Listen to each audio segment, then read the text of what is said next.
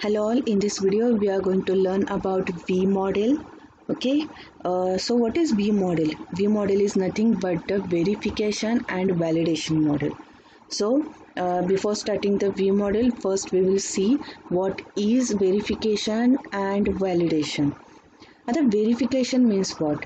We can say that it is nothing but that testing the software should conform to its specification.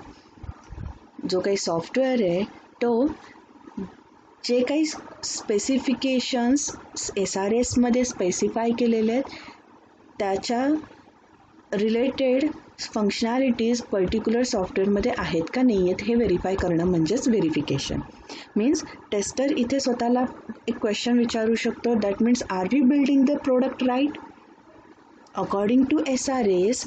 जे काही requirement आहेत युजरच्या त्या requirement correctly fulfil केल्या जात आहेत का नाही जात आहेत सॉफ्टवेअरमध्ये हे चेक करणं म्हणजेच verification, but without executing the code. आणि व्हॅलिडेशन म्हणजे काय? It is nothing but testing that the software should do what the user really requires. After completing this software जेव्हा सॉफ्टवेअरला एक्झिक्यूट केलं जाणार आहे ॲट दॅट टाईम तो सॉफ्टवेअर युजर रिक्वायरमेंटप्रमाणे वर्क करतोय का नाही करतोय हे चेक करणं म्हणजेच काय? व्हॅलिडेशन. म्हणजे इथं आपण सॉफ्टवेअरला एक्झिक्यूट करून बघतोय, तेच व्हेरिफिकेशनमध्ये आपण सॉफ्टवेअर एक्झिक्यूट करणार नाही आहे. म्हणजे इथे टेस्टर स्वतःला क्वेश्चन काय विचारू शकणार आहे, that is are we building the right product. Okay, व्हेरिफिकेशनमध्ये are we building the product right without executing the code, just कोडला रिव्ह्यू करून हा चेक करतोय. आणि व्हॅलिडेशनमध्ये are we building the right product by executing the software. Tester इथे check करणार. Okay, so this is the concept about verification and validation. So next V model. जसं मी म्हटलं V model is nothing but the verification and validation model आहे. Okay, this model is V shaped, hence is the name. ह्याचं नाव V model काय? कारण हा जो काही मॉडेल हा व्ही शेपमध्ये मॉडेल आहे त्यामुळे सिम्पली ह्याचं नाव व्ही मॉडेल म्हणून दिलेलं आहे. प्लस आणखीन एक असा पॉईंट आहे की दॅट इज व्हेरिफिकेशन आणि व्हॅलिडेशन दोन्ही पण व्हीनी स्टार्ट होतात असं पण आपण म्हणू शकतो. ओके, आता इथे व्ही मॉडेल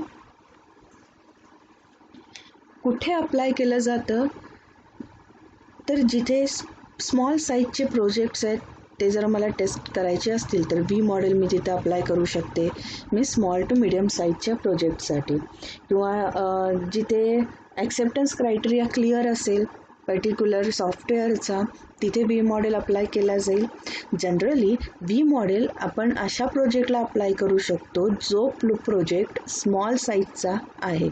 ओके, म्हणजेच आपण वॉटरफॉल मॉडेल बघितलेलं माहिती आहे आपल्याला SDLC मधला सॉफ्टवेअर डेव्हलपमेंट लाईफ सायकलमधला. वॉटरफॉल मॉडेल सिम्पल आहे, इझी आहे, पण त्याचा डिसॲडव्हान्टेज काय आहे की हा फक्त स्मॉल प्रोजेक्टसाठी आपण त्याला यूज करू शकतो. का स्मॉल प्रोजेक्टसाठी यूज करू शकतो? कारण तिथे वॉटरफॉल टेप, जसं वॉटरफॉलमध्ये आपण म्हणतो पाणी वरून खाली पडतं राईट, पुन्हा खाली पडलेलं पाणी वरती जातं का? नाही जाऊ शकत. खाली पडलेलं पाणी ते खालीच जाणार आहे. सेम तसंच एका फेजमधून दुसऱ्या फेजमध्ये मूव ऑन केल्यानंतरनं त्या फेजमधून पुन्हा रिटर्न आपण अगोदरच्या फेजमध्ये जाऊ शकत नाही. हा डिसॲडव्हान्टेज आहे वॉटरफॉल मॉडेलचा. म्हणजेच समजा रिक्वायरमेंट ॲनालिसिस झालं, प्लॅनिंग झालं, डिझायनिंगच्या वेळेस एखाद्या डेव्हलपरला जर वाटलं की बाबा नाही मला आणखीन ह्याच्यामध्ये काहीतरी रिक्वायरमेंट ॲड करावे लागते, तो परत रिक्वायरमेंट फेजला नाही जाऊ शकत. That is the disadvantage of the waterfall model. So for that purpose V model develop केला गेला जेणेकरून एका फेजमधून दुसऱ्या फेजला जातानाच करंट फेज हा करेक्टली वर्क होतोय का, तो व्हॅलिड आहे का, इफ इट इज व्हॅलिड मगच पुढच्या फेजला फॉरवर्ड करणं हे काम कोणाचं आहे? व्ही मॉडेलमध्ये आपण करू शकतो. ओके, सो व्ही मॉडेलमध्ये आता इथे हा जो लेफ्ट साईडचा पार्ट आहे दिस इज व्हेरिफिकेशन प्रोसेस म्हणू शकतो, आणि हा जो राईट साईडचा पार्ट आहे that is a validation process. Verification प्रोसेसमध्ये फर्स्ट फेज आहे requirements, then system requirements, then global design, detail design आणि मग इम्प्लिमेंटेशन. तर तसंच रिक्वायरमेंट फेजमध्ये युजरकडून रिक्वायरमेंट्स गॅदर केले जातील आणि त्याचा SRS क्रिएट केला जाईल. Means software requirement specification create केलं जाईल.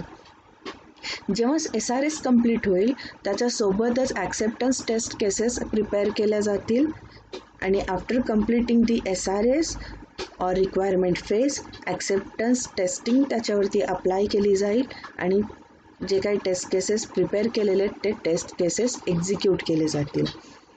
According to result requirement phase जर व्हॅलिड असेल तर सिस्टीम रिक्वायरमेंटला फॉरवर्ड होईल, नेक्स्ट फेजला जातील सगळे. अदरवाईज रिक्वायरमेंट फेजमध्येच जे काही डिफेक्ट्स येतील ते डिफेक्ट्स फर्स्ट फिक्स केले जातील, मगच सिस्टीम रिक्वायरमेंटला पुढे फॉरवर्ड केलं जाईल. सिस्टीम रिक्वायरमेंटचं काम काय आहे नेक्स्ट, की जे अकॉर्डिंग टू SRS त्या पर्टिक्युलर सॉफ्टवेअरला कुठलं प्लॅटफॉर्म लागेल, कुठले प्रोडक्ट्स लागतील, कुठली सर्व्हिसेस लागतील हे बघणं. That is a system requirement. म्हणजे एखादं सॉफ्टवेअर डेव्हलप करण्यासाठी काय रिक्वायरमेंट आहेत, हार्डवेअर सॉफ्टवेअर काय रिक्वायरमेंट आहेत, ह्या सगळ्यांचा रिपोर्ट इथे बनवला जातो सिस्टीम रिक्वायरमेंटमध्ये. जेव्हा सिस्टीम रिक्वायरमेंट फेज कंप्लीट होईल at that time system test cases prepare केले जातील आणि त्याच्यावरची सिस्टीम टेस्ट एक्झिक्यूट केली जाईल. ओके, मग ह्याच्या थ्रू जो काही रिझल्ट फाइंड आउट होतो आहे, मी सिस्टीम रिक्वायरमेंट फेज व्हॅलिड असेल तरच ग्लोबल डिझाईनला फॉरवर्ड होईल, अदरवाईज होणार नाही. ग्लोबल डिझाईनला आल्यानंतरनं इथे जो काही सॉफ्टवेअर आहे त्याचं डिझाईन क्रिएट केलं जाईल. म्हणजेच काय मॉड्यूल्स असतील, त्याच्यामध्ये कुठले फंक्शन्स यूज करायचे, काय क्लासेस असतील, या सगळ्या गोष्टी इथे डिझाईन केल्या जातील. जेव्हा हे डिझाईन करणार आहे त्याच्यासोबतच इथे इंटिग्रेशन टेस्ट केसेस प्रिपेअर केले जातील आणि after completing the global design integration test case execute होतील. ओके, आणि according to the result detail डिझाईनला पुढे फेज ट्रान्झिट केली जाईल. डिटेल डिझाईनमध्ये जे काही ग्लोबल डिझाईन आपण क्रिएट केलेलं आहे त्याच्यामध्ये आणखीन फंक्शन्स कुठले आहेत, आणखीन कंपोनंट्स कुठले ॲड करायचे, डिटेल्डमध्ये सगळं डिझाईन केलं जाणार आहे. ओके, आणि त्या design through unit test cases prepare केले जातील आणि त्याच्यावरती युनिट टेस्ट केस एक्झिक्यूट केलं असेल आणि after that implementation phase. Okay, ज्याच्यामध्ये ॲक्च्युअल इम्प्लिमेंटेशन केलं जाईल सॉफ्टवेअरचं. अशा प्रकारे व्ही मॉडेल वर्क होतं. मग आता व्ही मॉडेलचा नेमका यूज काय, ओके, और आपण म्हणू शकतो तर what is the advantage of using V model. तर simply V model is simple and easy to manage. Okay, as each phase has well defined objectives and goals.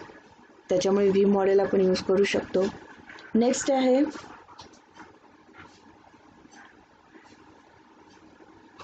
It works well for small to medium sized projects.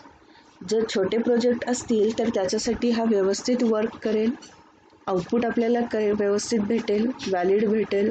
Okay, त्यासाठी आपण V model use करू शकतो. तर याचं main disadvantage काय असणार आहे, तर this model is not suitable for the large project. हा त्याचा मेन डिसॲडव्हान्टेज आहे. जर छोटे प्रोजेक्ट असेल तरच त्याला मी व्ही मॉडेल अप्लाय करू शकते, मोठ्या प्रोजेक्ट्सला मी करू शकत नाही. आणि आणखीन एक म्हटलं अजून कुठे हा ॲप्लिकेबल नसणार आहे, तर जिथे रिक्वायरमेंट्स कन्सिस्टंट नसतील, ज्या प्रोजेक्टच्या रिक्वायरमेंट्स कन्सिस्टंट नसतील तिथेसुद्धा हा मॉडेल आपण अप्लाय करू शकत नाही. ओके, हा पण एक डिसॲडव्हान्टेज आहे. So this is about V model.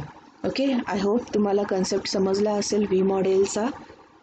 So या व्हिडिओला लाईक, शेअर अँड सबस्क्राईब करा. थँक्यू.